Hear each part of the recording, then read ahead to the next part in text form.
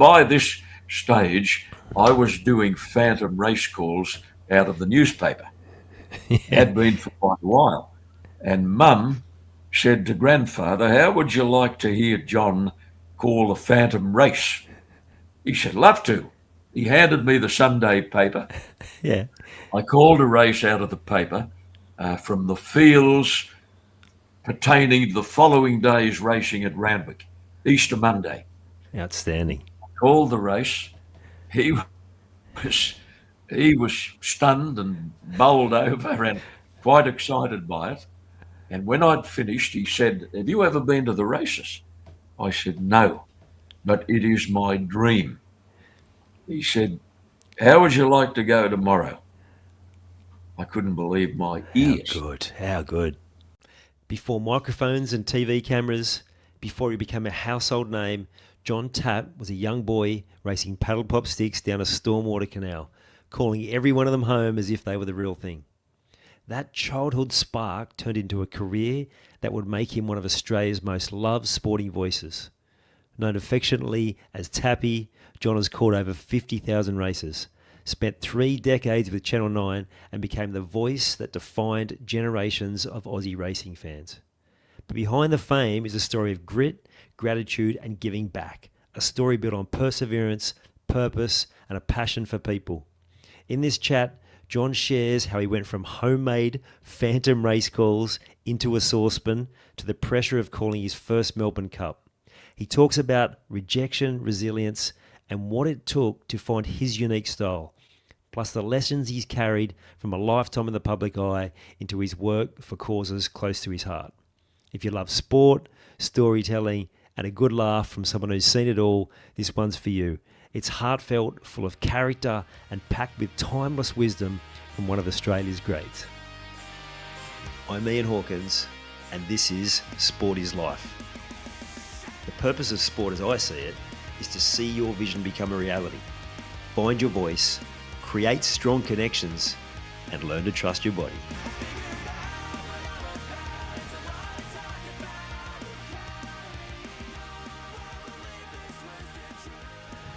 Okay, John, how you going? Pretty good, Ian. Getting old, of course, but it beats the hell out of the alternative, and I'm slowly learning to accept it. Nice.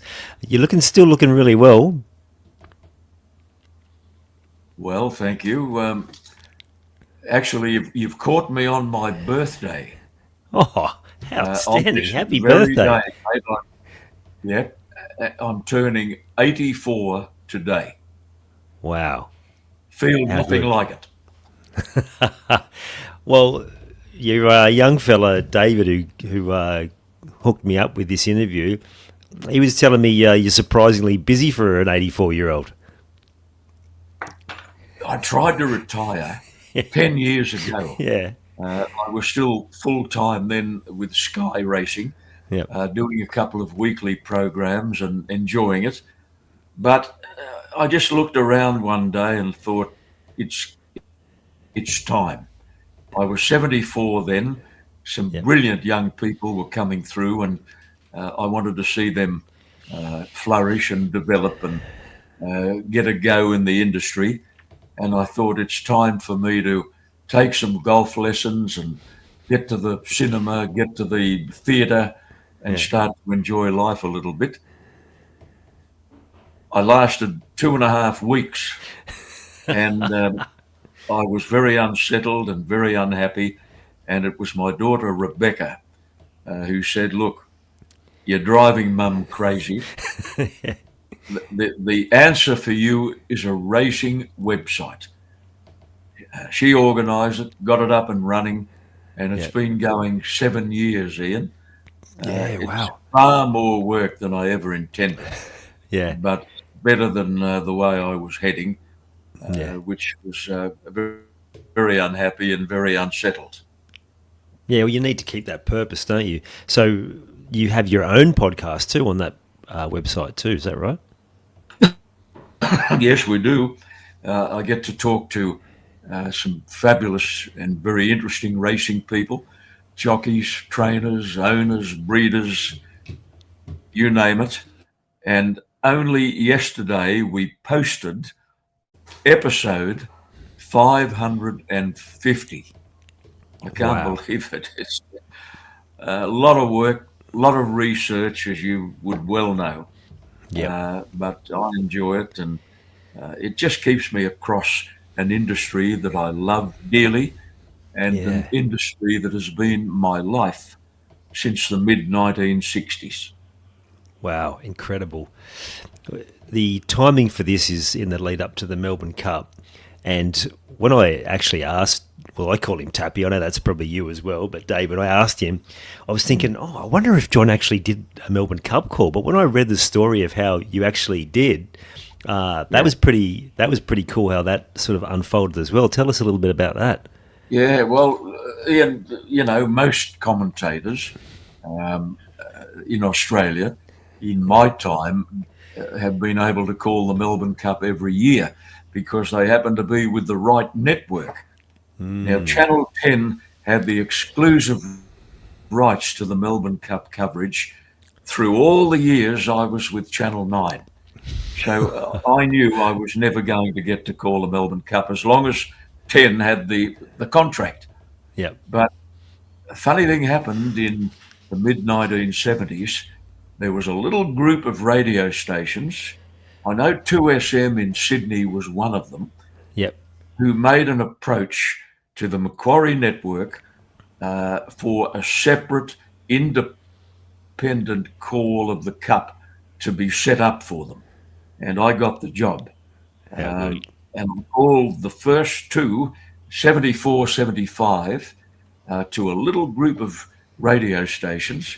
I think there were three or four, no more than that.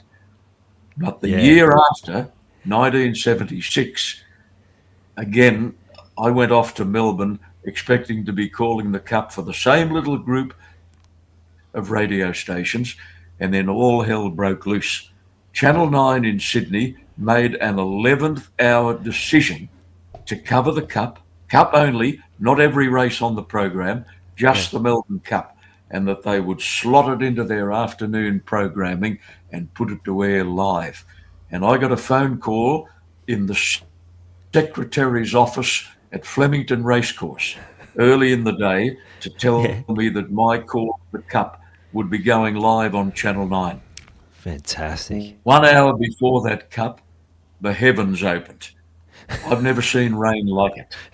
Any other race in the world would have been off. Oh wow. But because it was the Melbourne Cup, they elected to go ahead. When the storm passed, and it disappeared in half an hour, there was 1 foot of water in the mounting enclosure. The horses were parading up to their knees in water. It was just the most eerie, bizarre Yeah. sight from my broadcasting box. The race was run on a quagmire track, and it was won by a skinny, unimpressive looking New Zealand horse called Van der Hun. I've never, Wow. the jockey's colours were almost unrecognisable. I don't think the jockey's mothers would have known them. And it was really a bit hit and miss. And every caller there that day nominated Van der Hum when he made his run and hoped they were right. And we were, thank God. But I've never Wow. forgotten it. I can still see that horse. He was a gawky, skinny, unimpressive looking animal with a very high galloping action. Yeah. And he made a lonely and funny sight as he came down the outside all by himself to win the Cup of Wow. 76. Love the water, obviously. Mm. I'm curious. I actually got goosebumps through that whole story. Amazing. When the vision's gone, is it just your instincts? Because you said all the callers got it right. Is it instincts taking over? You've done that much study that you understand the gait of the horse, the movements, the subtleties of the jockey, or is it just sort of trusting what your gut's telling you in those moments? Yeah, there is some instinct, but in a 2 mile race, Ian, you've got plenty of time to establish the running order.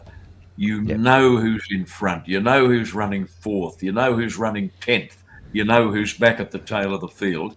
So by the time they come around the turn, you've got a fairly good idea of the running order before they turn for home. It's difficult, of course, when you can't recognise the jockey's colours, but there are other little tricks of the trade too. Sometimes you'll see a white blaze or a white snip on a horse's face, and you make a mental note of that in the event of an emergency. Sometimes a horse's action is a help, and that's what happened to me with this horse, Van der Hun. He had Mm. a high climbing action, which I'd seen on television in Yeah. previous weeks in his lead up races. So the first thing I noticed about him was this action where his knees almost hit him under the chin. And I based my recognition of Van der Hun on his action more than anything else. Uh, I got it right, and I was lucky. Fantastic. And your one call that gets televised, thank goodness you got it right. Have you had any Mm. moments like big races where you've got it wrong? Oh, well, yeah, not so much big races, thankfully, Yeah. but throughout my long career, and I'm more than happy to be totally honest about it, I called the wrong horse 3 or 4 times over a long period of years. For whatever the reason, it's a pure case of mistaken identity. For whatever reason, you think horse A is horse B, and that's the way you start to call them when the barrier opens. And unless somebody digs you in the ribs to alert you that you're doing the wrong thing, you can't get off the bus until it stops. Now, you don't realize what's happened until the race is over. You look at the semaphore, the numbers go into the frame, you look at your race book, and in that horrible, lonely, dark moment, when you realize you've called the wrong one, Sinking there's nowhere feeling. to hide. No excuse is good enough. You've got to put your hand up, admit the blue, and get on to the next race and try and put it out of your mind. But it does Yeah. tend to stick there forever. I still think about those 3 or 4 occasions. Yeah. Wow. Well, I read on your bio, 3 or 4 out of 50,000 races is pretty good odds, I reckon. Uh, I guess it is, and thanks for that. But Yeah. it's four too many, mate. Four Of too course. many. Yeah. We're all human. Even the greats are human, right? Um, Imagine these days if you got it wrong. The punters would be on social media, like it'd be sweeping through everywhere. Ian, if I'm grateful for one thing, Yeah. looking back on 50 odd years in the business, it's the fact that I was not subjected to social media. Yeah. Uh, I finished race calling towards the end of 1998. Social media was unknown. And thank God I Yeah. wasn't subjected to the trauma and the stress that thing can cause, because there Yeah. have been race callers subsequently, friends of mine, Mm. colleagues of mine, who have been hammered by social media for the most basic mistakes. And Yeah. I count my lucky stars that I didn't have to put up with it. Yeah, unfortunately, people talking with their wallet can be quite aggressive, can't they? And social media is unfortunately giving them a platform. Yeah, absolutely. Look, there are positives and negatives to social media. There are some Yep. wonderful aspects. There is no better source of instant news. We all realise that, and I commend the Mm. people who do all of the good things on social media.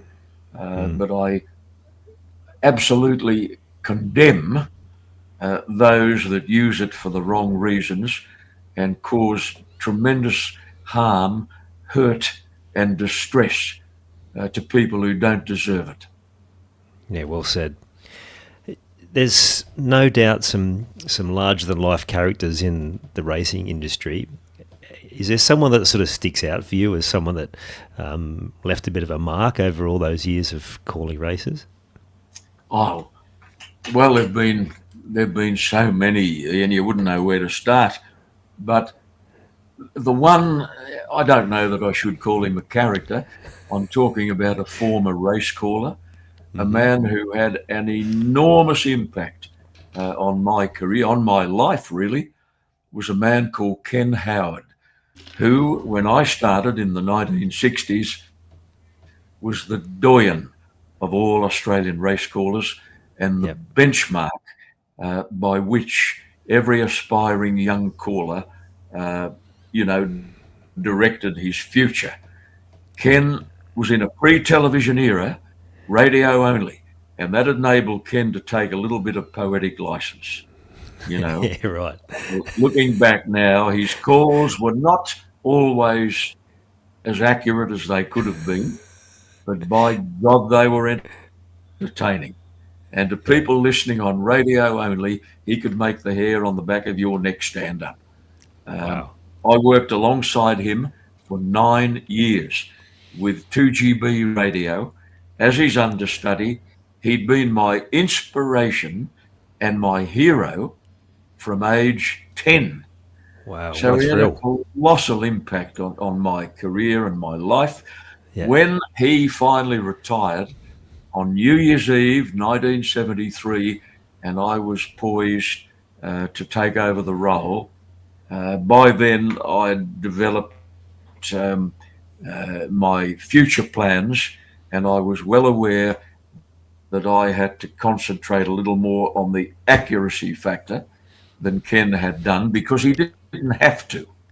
But I did because television was starting. Live racing on television was in its infancy, destined to become, nowadays, as you know, a fact of life. You can watch any race anywhere in Australia, thoroughbred harness or greyhounds, at home, sitting in your lounge chair and Hmm. betting on your telephone. Yeah. And I Amazing. could see that coming, obviously. And Yeah. Yeah. so accuracy had to become a dominant part of my makeup. Yeah. I bet.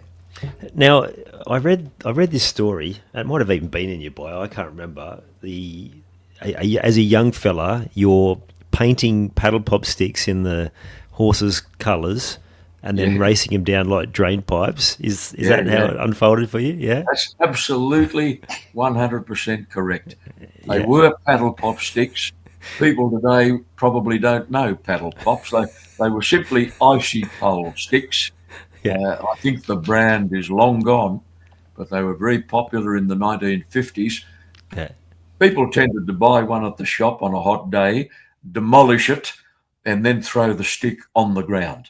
And the streets were littered with paddle pop, used paddle pop sticks. So I'd collect them, take Yeah. them home. You know how people in their backyard sheds always had three or four tiny little tins of paint that Yeah. they would buy for small jobs around the house, you know. Yeah. There were some in my shed, but I would also acquire them from neighbours, and I finished up with every colour of the rainbow Yeah. in these little tins. So I would paint the paddle pop sticks in the colours pertaining to the well-known horses of this era, and it was a golden era in Australian racing. I would then throw them into a stormwater channel which flowed nearby to my Yeah. home in Cogra, and I'd walk for miles, calling them as though they were real racehorses. That's how it started. Wow. I was 10 years old, and it seems like yesterday. Yeah, I bet. You paint such a great picture there. I think I've heard a similar story. Ray Warren talking about doing race calls with marbles or something. Correct. I love with these stories how, like, you can maybe not born to be a race caller, but how like this passion has come from such a young age. To me, it just demonstrates why you became so good. Like you talked about Ken Howard being the Doyen. I think that's probably a word that's associated with you in many ways, particularly in New South Wales for Yeah, and those wide water sports days when you were the face of racing in Sydney. Yes, yeah, and I was involved with Channel 9 for many, many years, Ian, well over 30 years, in fact.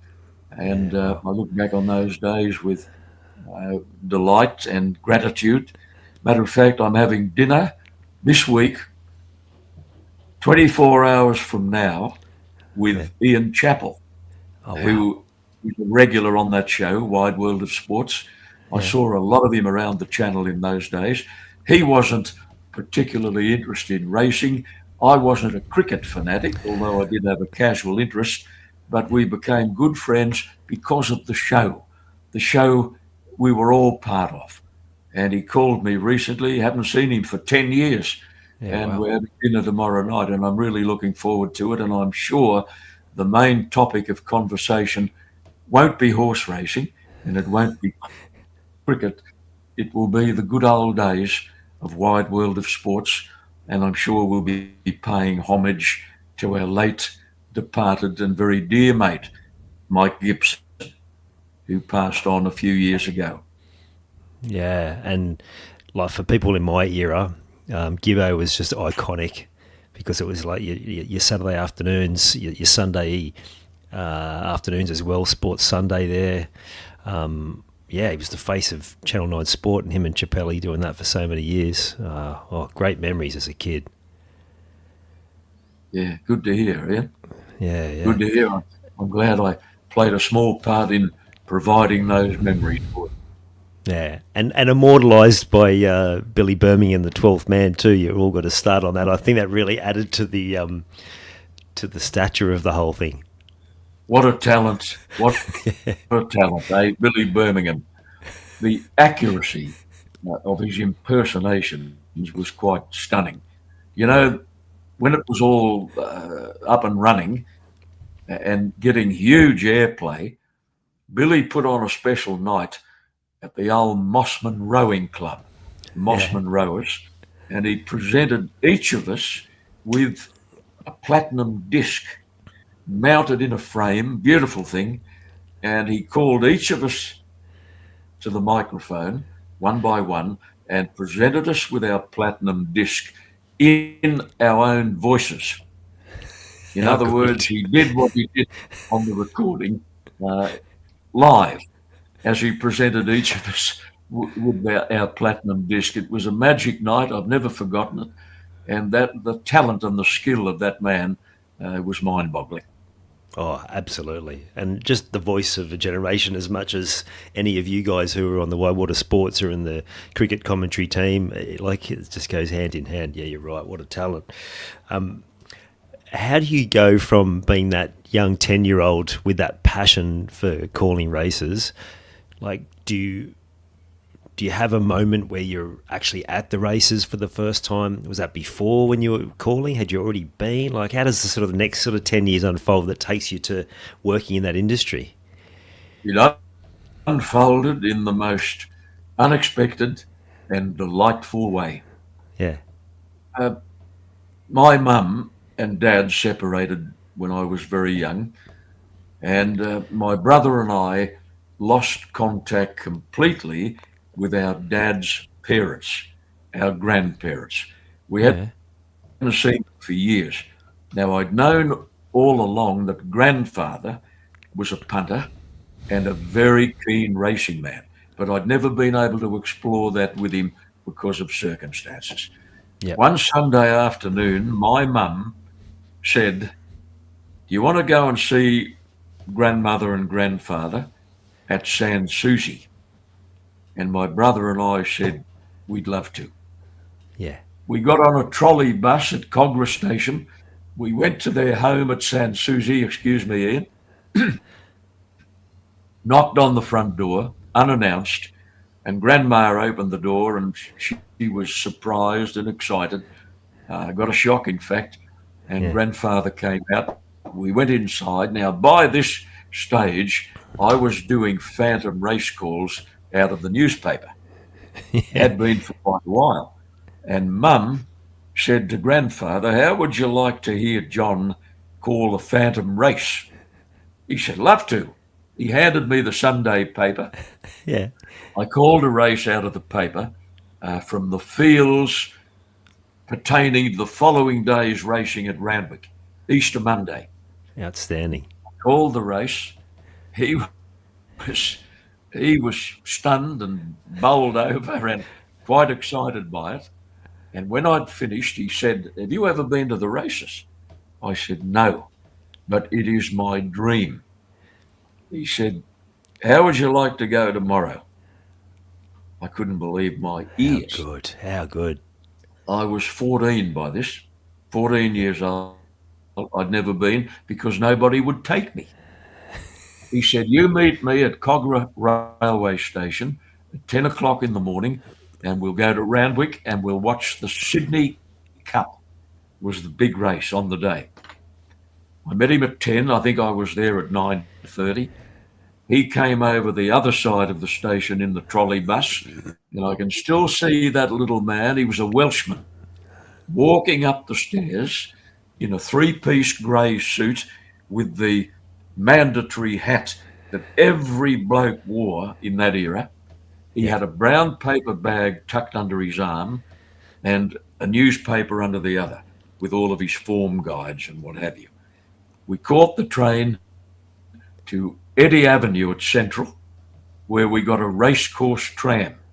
And Randwick then had its own tram siding. And I can remember the excitement going through the turnstile. There was a bloke selling race books and pencils at a little stand just inside the turnstile. And then we made our way over to the front of the grandstand opposite the winning post.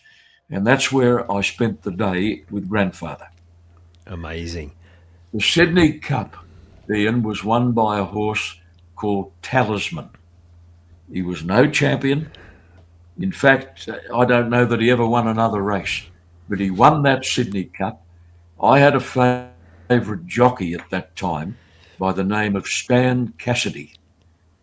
Blow me down if he didn't ride Talisman. He won the Sydney Cup on my first day at the races. A talisman, as you know, is a lucky charm, or mascot, and I look back on that as an omen. What a lucky charm it was for me.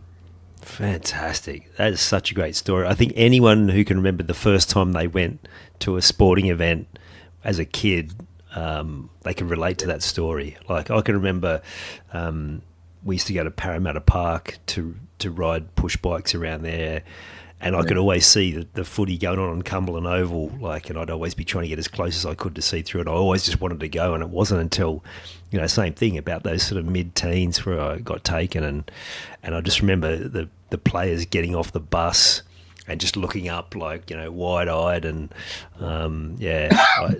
those experiences just connect us to the sport straight away, don't they? Oh, absolutely. And you're talking Richie Benno country now, of course. Parramatta. Another wide world of sports icon who became a great mate later. And one of my greatest thrills was to have Richie on my little racing program on Sky Channel many years later. He came over on Sunday morning because he loved the races and he appreciated good racehorses. And our conversation obviously was made up of two components, racing and cricket. And that was one of the happiest memories that I came away with, an interview with the great Richie Benno. Outstanding. And I imagine for a lot of these guys, it's a bit of a thrill for them as well. Like, I'm sure that'd go both ways. Like, I think to anyone who grew up in that time, they'd see you as just as iconic as any of those guys, particularly for those of us living in New South Wales. So, like I said, when we first connected over the phone, it's a massive honour for me. I'm actually like a little bit sort of bit of a pinch me moment that we're doing this chat, but again, I appreciate it. You mentioned there, I can't remember his first name, but you said Cassidy. Was that a relation of Jim? No relation. Jim and Larry Cassidy, both retired now, by the way, after stellar riding careers are New Zealand born. Oh, They right. came to Australia from New Zealand 30 years or more back. Stan Cassidy was an Aussie, born and reared on a little farm at Burrawa in southern New South Wales. He became an apprentice jockey in the 1940s, went on to become a very successful jockey in Sydney. But I don't know why I cottoned onto him as my favourite rider. But I did for whatever reason. Maybe the fact that Hopalong Cassidy was one of my cinema idols at the time. I don't really know why that Yeah. happened. But he became, later on, would you believe, uh, when I wanted to try and organise an entry into the radio industry, it was Stan Cassidy who organised an audition for me with a man called Cliff Carey, who was then the sporting editor of the 2GB Macquarie network, who had 40 radio stations taking the racing on a Saturday afternoon around Australia. But it was Stan Cassidy who rode the Sydney Cup winner on my first day at the races, and he later gave me a hand to get into the radio game. No wonder he became a great mate. Yeah, full circle moment. So at that point, were you doing any calling anywhere? Any calling?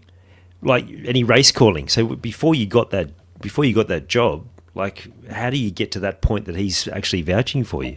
I was getting to the races with a tape recorder, yes. Yeah. Uh, uh, I remember writing a letter to the Sydney Turf Club asking permission to use an old vacant broadcasting box that I'd spotted in the public stand at Rose Hill. They wrote back, they said, yes, you can use that box, no problem. I set up shop there in about 1964 or 5 with a tape recorder, a pair of binoculars, a borrowed pair of binoculars because they were a pretty expensive item that I Yeah. couldn't afford. And I started to practice race calling onto that tape recorder. But it's like anything, Ian, you can only teach yourself so much before you need professional guidance. And I sort of hit a brick wall. That's when I finally made an appointment to go and see this man, Cliff Carey, who listened to the tapes. I can still see him sitting there behind his desk in Phillip Street in those days. He was a smoker. He had a habit of letting the ash grow to a precarious length, and it would break off and spill all over his typewriter. It seems like yesterday, but he gave me my first job eventually as Ken Howard's understudy. And I spent 9 years in that role up until Ken's retirement when I took over. And I was still going 60 years later, or 50 years later behind the binoculars, and I'm still going, doing other things pertaining to horse racing. So good, and I love again your hero, your race calling hero. You get to work with him, your jockey hero. Like you end up forming a friendship with him. So good. I think it says a lot for having a passion for something and really following that passion. I'm imagining someone when I'm growing up, if they had that skill, we would have been winding them up to do race calls all the time. Is that like, were you having Oh, yeah. your friends? Yeah, yeah. Oh, yeah. That happened all right. I don't know how many phantom calls I did into a saucepan. I found the saucepan created a sort of a reverb that sounded like a public address system. And Melbourne Cup time, every year in the school playground, a group of mates would get me to do a phantom call in the playground at lunchtime. And that happened for Excellent. quite a few years. Yeah. And at parties, obviously, into the saucepan. Yeah, fantastic. Can you remember that very first call that you did? Audition call. I did Oh, an in what? audition call. Yeah, yeah. Yeah. Before I got the job, Cliff Carey sent me out to Canterbury races on a Wednesday afternoon. I can remember the exact date. Yeah. 16th of December 1964. Ken Howard was there working, and I had to do one call to be uh, pre organised between Ken and myself, and Cliff would be listening back at the studio in Phillip Street, and my whole future hinged on this call. Can you imagine how the nerves were? Yeah, I bet. I was absolutely terrified. It Yeah. was decided that I would do race 7. Ken Howard stood beside me. He let me put my binoculars onto the tripod, but he used his own binoculars to double check what I was saying, Yeah. double check my call and its accuracy or lack thereof. So here I am. The call will decide my future. As if Standing you on need, my left. as if you need any more nerves, and you've got your childhood hero Ah, standing next to you. it was just awful. It's just Yeah. awful. And the call was very, very plain. Oh, really? And Cliff used, I got on the phone immediately after in the box, and he used the words that have been immortalized in Hollywood folklore. Don't ring us, we'll ring you. Oh no. That's what he said. Anyway, in the months that followed, I drove him absolutely crackers. I'd ring up every couple of weeks. Yeah. Anything doing, Mr. Carey? Any further thoughts about my possible, um, appointment as an offsider to Ken Howard? And the months dragged on. Nothing happened, and I was just about ready to give up. And one day, a telegram arrived. Young people watching now, Ian, wouldn't know what a telegram is. No, they It's a wouldn't. hand-delivered email, I guess you could say. The telegram boy would knock on the door. You'd open the door. You'd see the GPO, it was called in those days. He'd be wearing the uniform, and he'd hand you an envelope containing a telegram. I nervously opened it up, threw Yep. the envelope to one side, and read the words that I will never forget. Ken Howard is ill. Are you in a position to call the Wyong races for 2GB on Thursday? Please Yes. ring me, Cliff. I ran to the local phone box. I didn't have a telephone on at the time, couldn't Yeah. afford it. Yeah. There was a woman in the phone box talking to her sister in a rather loud voice. I gleaned this listening, eavesdropping, and the minutes wore on, and I was jittery and nervous and apprehensive. I finished up banging on the door of the box, told her I had to ring the doctor urgently. Mum was sick. Anyway, she hung up the phone, terminated her conversation with her sister, let me in. I rang Cliff, and he said, "Come and see me. Can you come straight into the studio and talk to me?" And I was on a train within half an hour. Oh, I bet you were.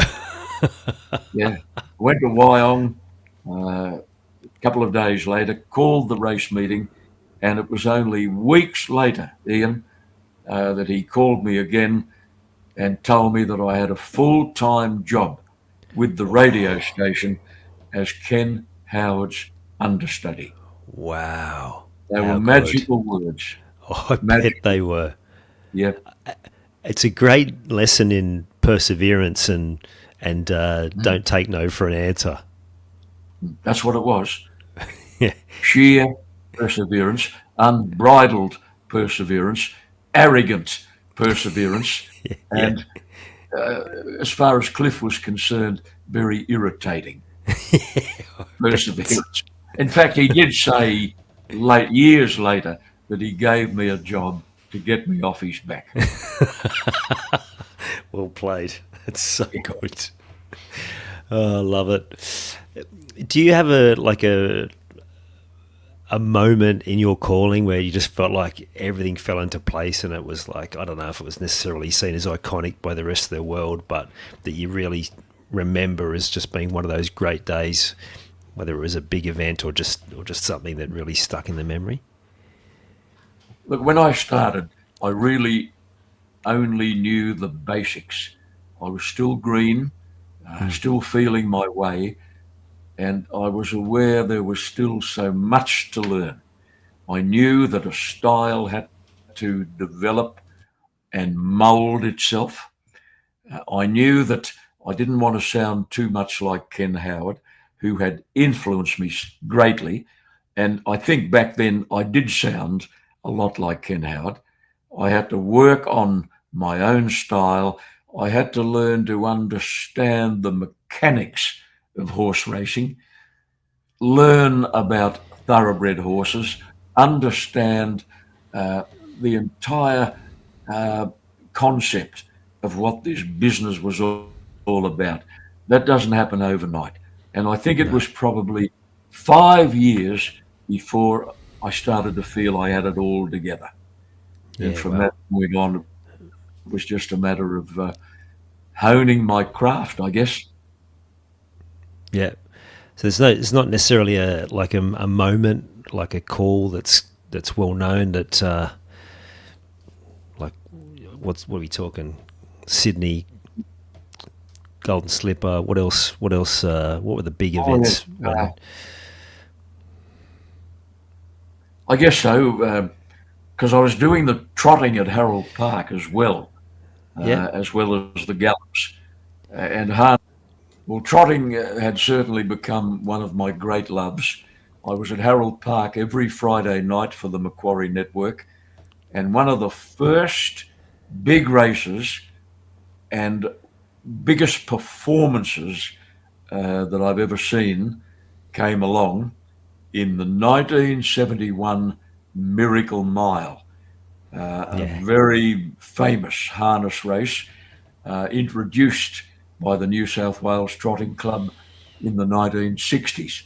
But this was the 1971 edition, and there was a Western Australian horse in that race by the name of Mount Eden, who missed the start hopelessly. He yeah, galloped in the score up behind the mobile barrier, and he gave top opposition 50 metres start, or 50 yards back then. yeah, It was a physical impossibility for him to win. yep. He caught them with a lap to go. He went around them and he beat them by a big margin. Wow. Mount Eden in the 1971 Miracle Mile. I've said this before and I'll say it again. It Yep. was the greatest performance I ever saw by a horse on an Australian racing track, a horse of either breed, thoroughbred or standard bred. He did the impossible that night. Uncanny. I Yeah. saw a Amazing. replay of it on YouTube only recently, and it gave me tingles up the spine to see it all over again. As far as thoroughbreds were concerned, there were so many wonderful horses and wonderful races, Ian, but the horse I remember best of all, the horse that uh, motivated me as a caller, Hmm. the horse who gave me more thrills and more satisfaction than any other, was Kingston Town, Yeah. uh, who won 30 races all up in a great career, 19 of them in Sydney, and I got to call every one of those 19 wins. How I good. couldn't get to the races quickly enough when he was racing. Yeah. Why did I like him so much? He was a beautiful black horse with a coat like satin. Yeah. He had the sweetest galloping action. You could have sat a glass of water on his rump when he Yep. was in full flight and he wouldn't have spilled a drop. He was so beautifully balanced. And when Yeah. he was in full flight, it was a magical experience to watch him, to call him, and to try and communicate to our listeners what was happening before my very eyes. I loved Yeah. him dearly. I think of him often. Yeah. There may have been better horses. Winks may have been better than Kingston Town, but he'll be my favourite forever and always. Love it. Goosebumps all through that as well. And not the first time I've heard Kingston Town described that way. And just there was something about the horse. Obviously, it was striking features. But yeah, like, they talk about those great horses as almost having knowledge beyond what they should. I remember listening to jockey whose name escapes me, of Winks, talk about how there was absolutely no doubt that it knew the sense of occasion, and was it the record-breaking run when it got itself like 10 lengths behind, and Yeah. it just, you just said, come on, we got to go, and it kind of just like, did what it needed to do, and Win probably wasn't feeling the best, and reckoned the horse actually knew that it needed to parade past and was taking it all in just as much as he was. Yeah. The jockey to whom you refer would be Hugh Bowman, who rode Winks almost exclusively. In fact, he did ride her exclusively in her 33-win streak, which was a world record and will probably remain so. Yeah. She knew where she was. She knew what she was doing. She knew where the winning post was. She knew what it was all about. Yeah. This sort of horses, like, so I'm a part-time race fan at best, and just one of those horses that capture the attention of the general public, and Kingston Town was the same. Yes, he was. He'll be my favourite as long as I'm walking the planet. I just love him. He ticked every box. Just a beautiful animal. And the love go that deeply that even in retirement you go visit him? My love for Kingston Town? Yeah. Oh, yeah. Yeah. I've seen many other champion horses. I called many other champion horses, but there was just something about him, Ian, that stood him alone. He was different. Yeah. It was an upsetting moment in one way. I was out at Tommy Smith's stables one day at Randwick doing something for Channel 9 with a news camera, and Kingston Town was there, and the stable foreman was the late Tom Barker. And I said, "Can I give him a pat, Tom, while I'm here?" Yeah. He said, "Well, yes." He said, "But you be careful." I said, "What do you mean?" He said, "He bites." I said, "You're kidding." He said, "No, he bites and he means business." Wow. He said, "Now you be very, very careful." There he is over there in box number 14. There he is, see his head sticking out. You go over and give him a pat, but you watch him. If he shows any sign of resentment of your presence, get the hell out of the way. He wasn't happy. He let me give him a quick little pat, but he would have preferred that I didn't. And that was a bit of a disillusionment, Ian, I got to tell you. That day. I thought he was perfect in every way, but he wasn't. Well, some of the best in any field can sometimes be a bit temperamental, so that's not that surprising. Yes. That's what makes them so good. Now, am I right that your love of trotting even went to the extent that you did some training as well? Oh yeah, I always wanted to do it. From the moment I first drove a pacer and experienced this unique sense of speed and rhythm, and the difference in driving one to riding one is the fact that you're so low to the ground. They seem to be going faster. Yeah, you can hear the fence posts whooshing by. And as I gained in confidence, I started to get myself to trotting stables on days off and drive as many of them as I could in track work. I just got keener and keener and keener. A few years later, I was driving my own horses in races at tracks like Harold Park in Sydney. Among my greatest thrills in life are the memories of driving winners on that iconic harness track, long gone now, taken over by developers in 2010.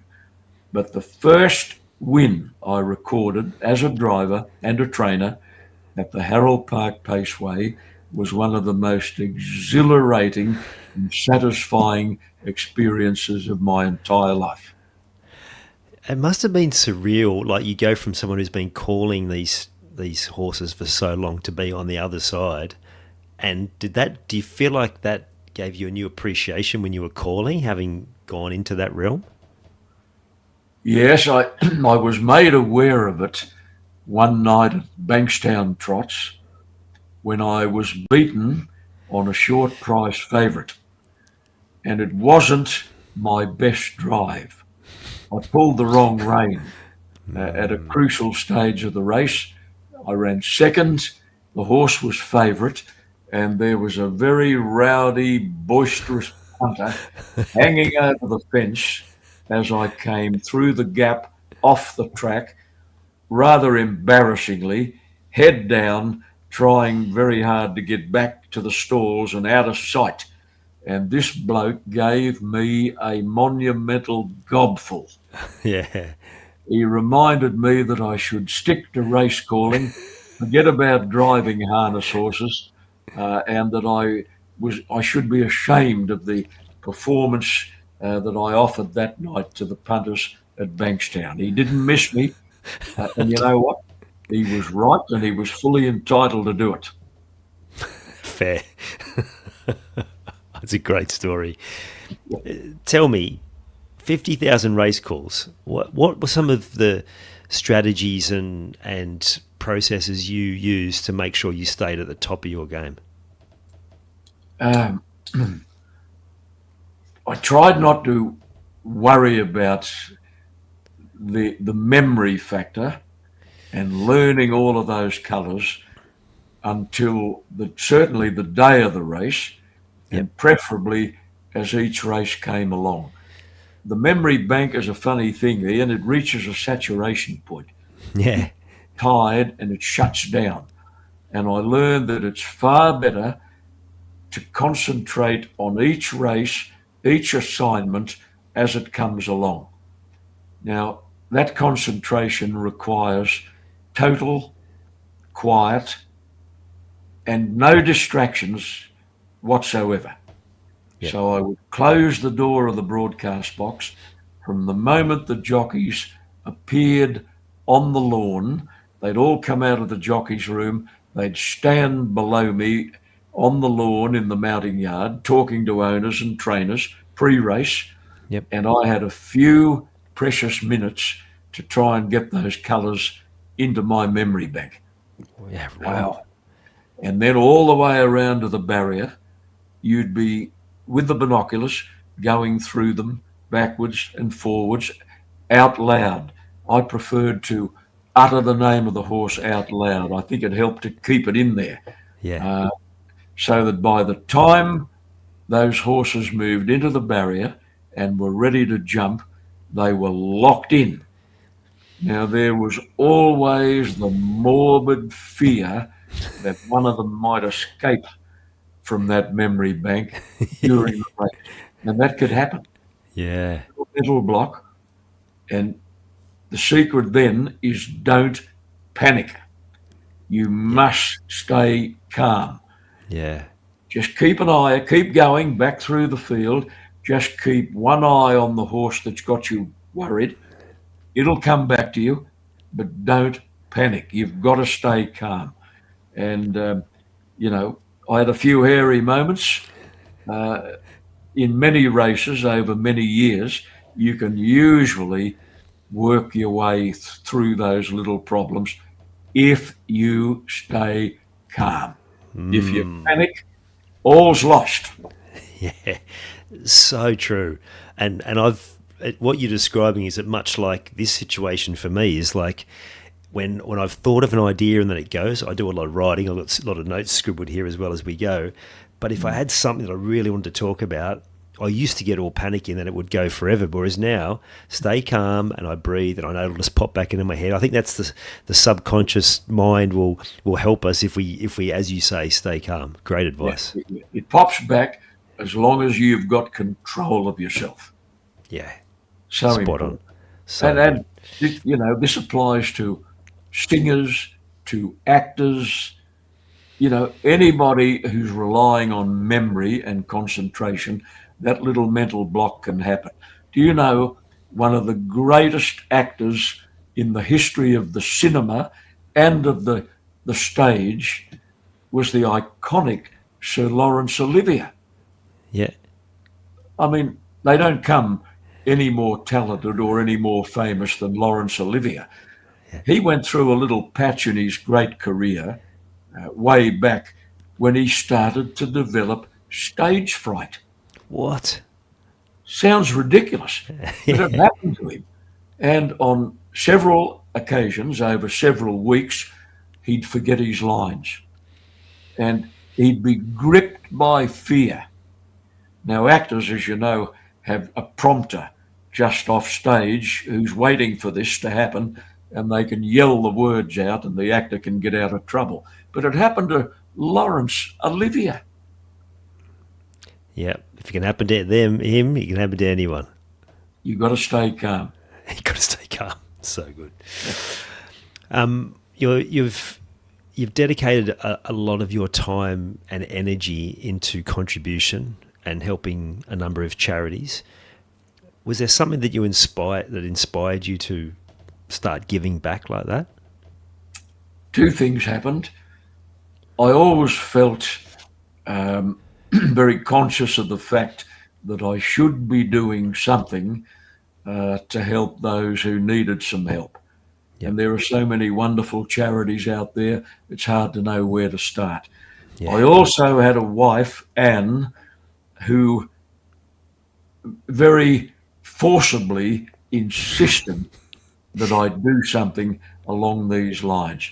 Use the media channels that were available to me to organise interest in certain projects for charity, to use connections for auction items, raffle items, all of the things you need to raise money Yep.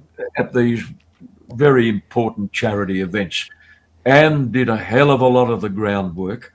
And then on the nights, whatever it might be, my job was to get up there, present it, tell people what it was all about, and encourage them to hit the kick, as we say. Spend $1 or two on auction items or raffle items and help charities along. Variety Club was one of our most important.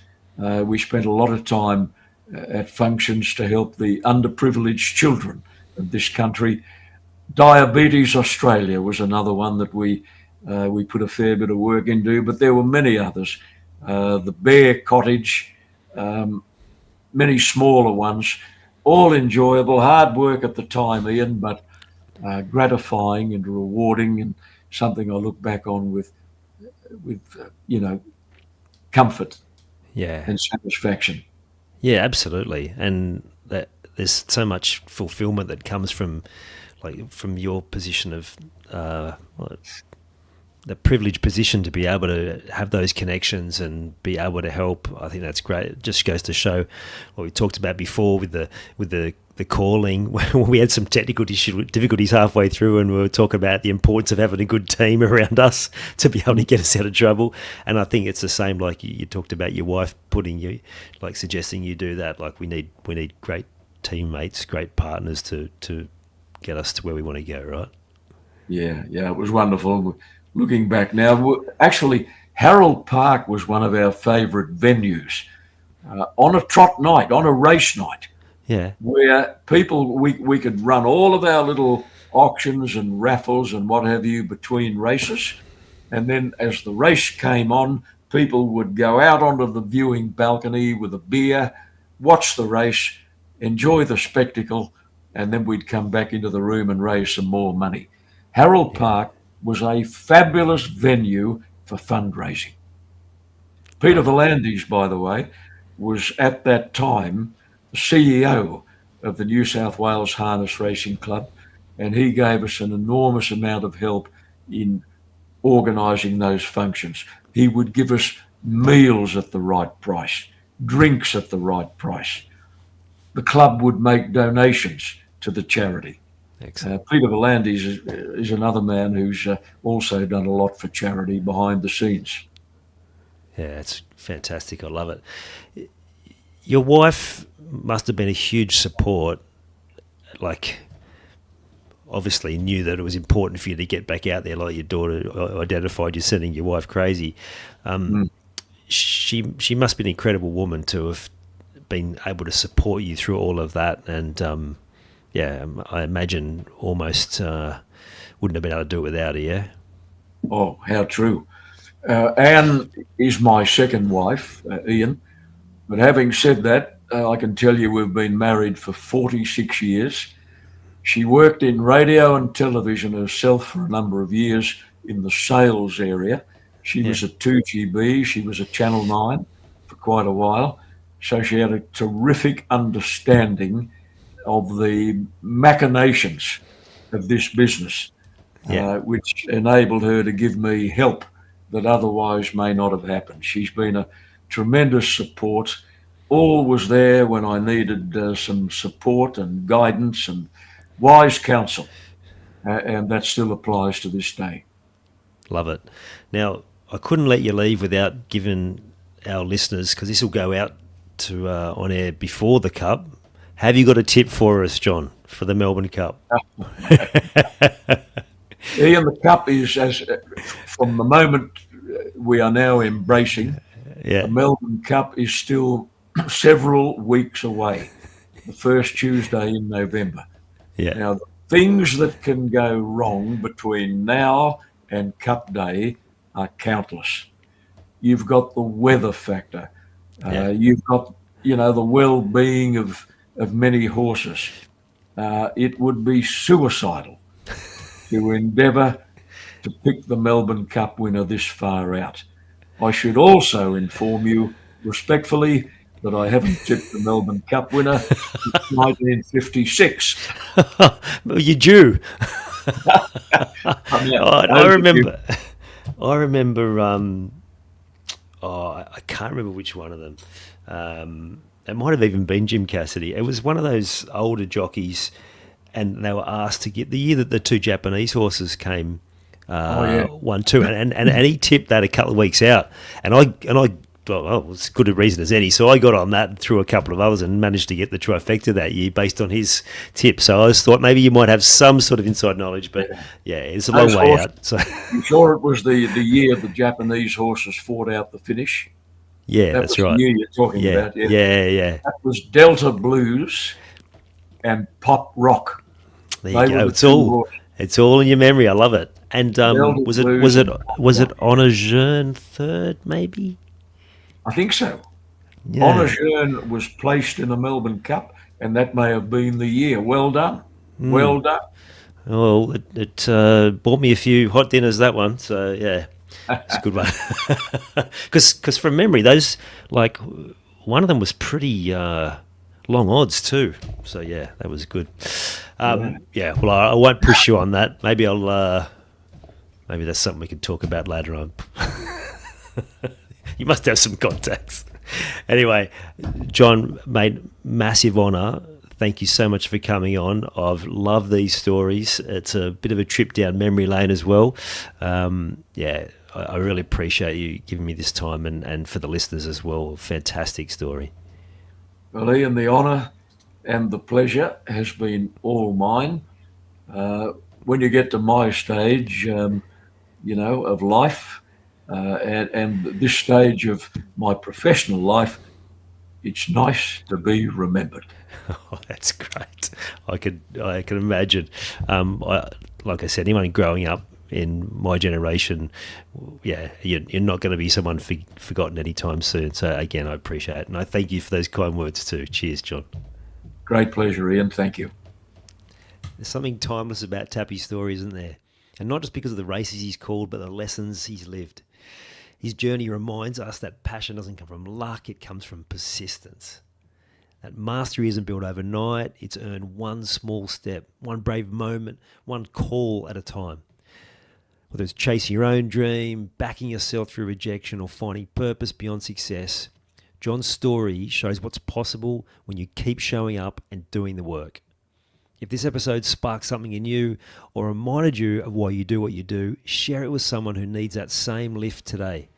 And if you're ready to take the next step in your own game plan to find your voice, your purpose, and your next level, click the link in the show notes. Let's connect. You've taken the time to listen to this whole episode. Now it's time to take action. Commit to one thing you've learned today and make it happen. And to avoid any obstructions, join the Sport is Life movement by clicking on the link in the show notes.